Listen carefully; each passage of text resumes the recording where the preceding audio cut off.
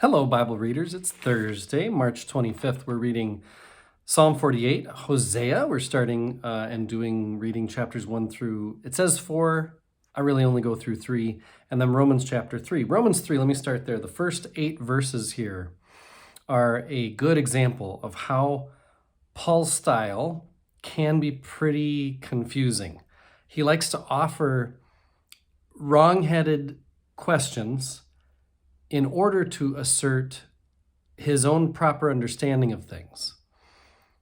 But it can be easy to lose track of what's supposedly wrong-headed and what's supposedly right. He'll say, some say X, Y, and Z, whereas we know A, B, and C.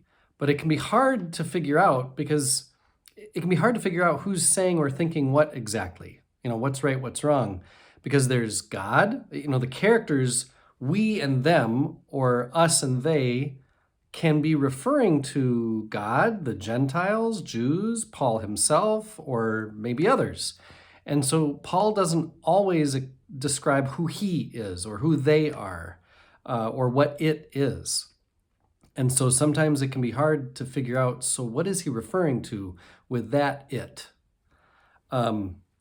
Sufficient to say, chapter 3 starts by pointing out that Israel, although chosen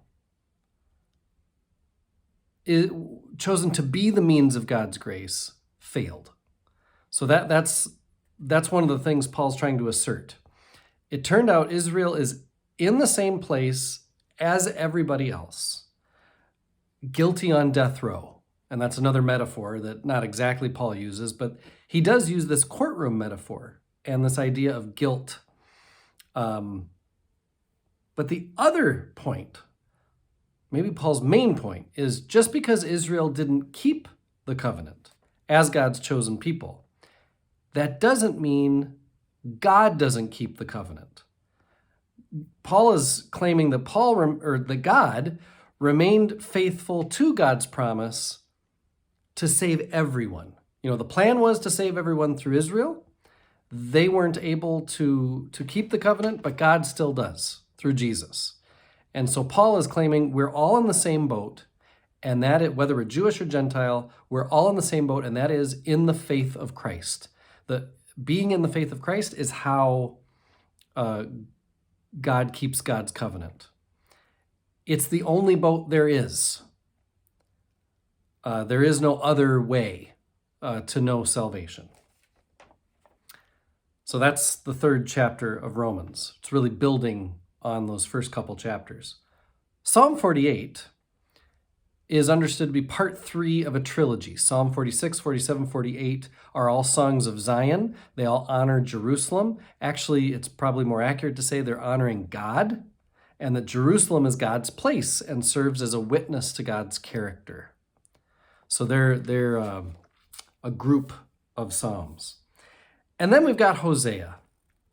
Hosea, I might not remember every minor prophet's theme or how they feel.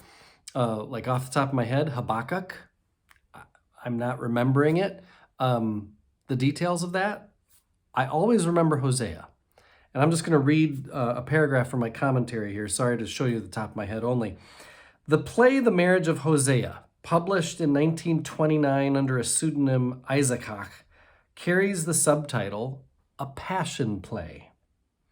The word passion, small p, not capital P, captures the incendiary relations existing among the characters of the book of Hosea.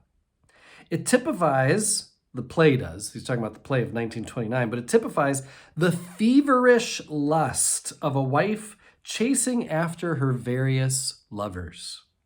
As profound suffering, passion describes the torment her husband experiences because of her infidelity.